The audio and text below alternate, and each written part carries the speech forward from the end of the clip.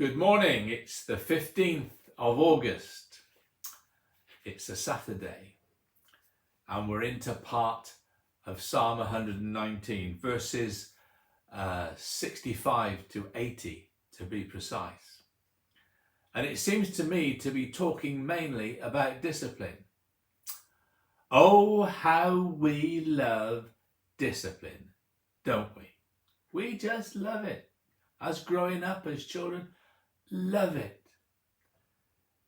In the workplace, how we love being told we've got this wrong.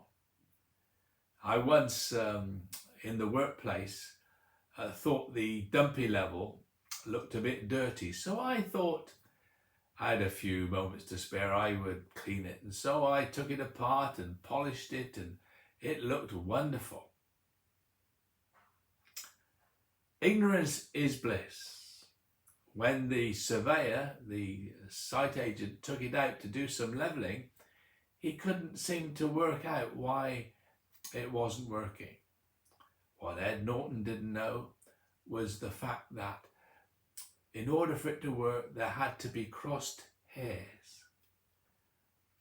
And Ed had cleaned the crossed hairs off. Sad, but true. I didn't get a real telling off, I just got the silent treatment. And it cost some money to be sent away to have the crossed hairs replaced.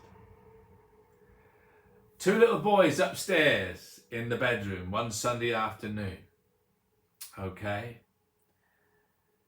They're called Les and John. I knew them. John's wife, who I worked with, Mary, she told me this story.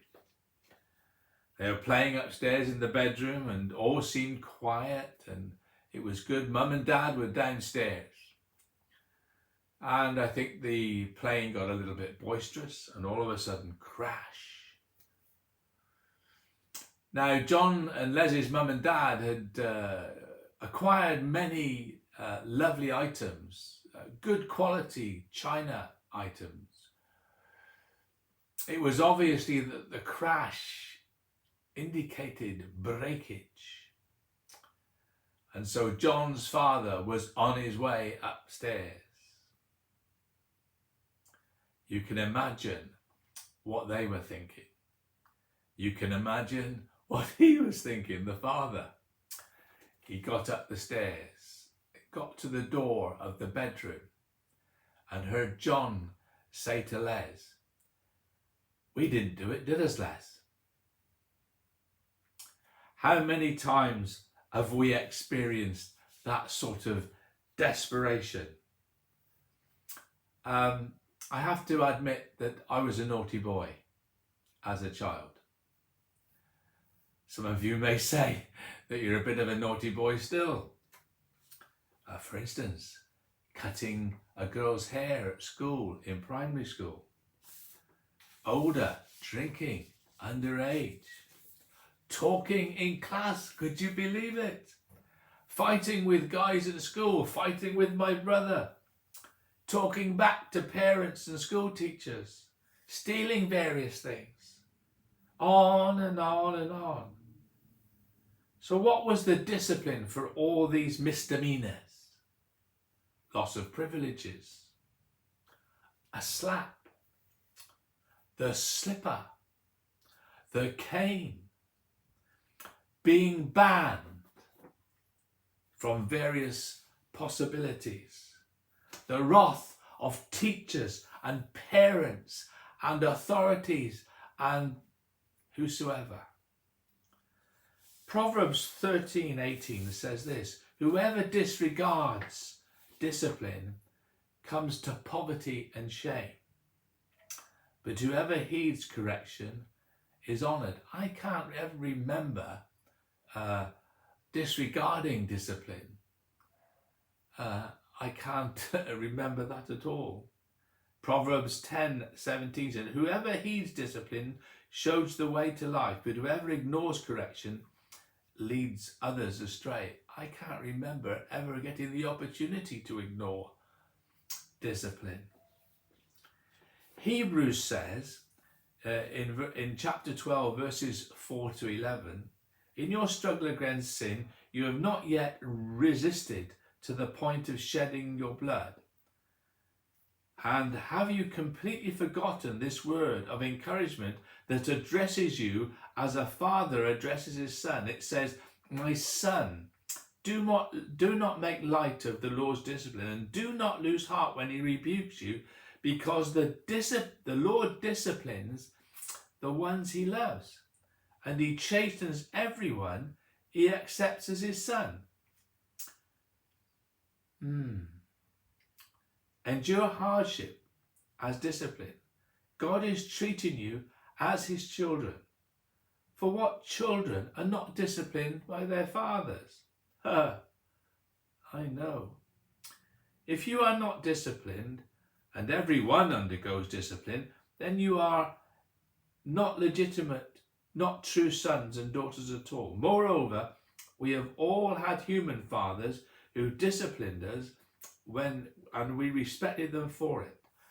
I never understood the phrase, this is hurting me more than it's hurting you. But I certainly understood the phrase, I will come down on you, Ed, like a ton of bricks.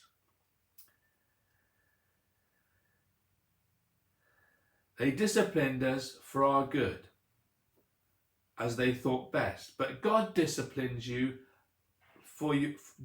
us for our good, in order that we may share in his holiness. No discipline, get this, it's saying the complete obvious, I know, but no discipline seems pleasant at the time, but painful. Later on, however, it produces a harvest of righteousness and peace for those who have been trained by it. You know, the worst thing of all is doing something that you know the Lord does not approve of. And we need to be brought back in line. That's discipline. How did Peter feel when Jesus looked at him after he denied him 3 times? We read that he went out and wept bitterly. This is the same Peter who had previously said under supernatural revelation that Jesus was the Christ of God, the Messiah. The glorious thing for Peter was the fact that Jesus sought him out.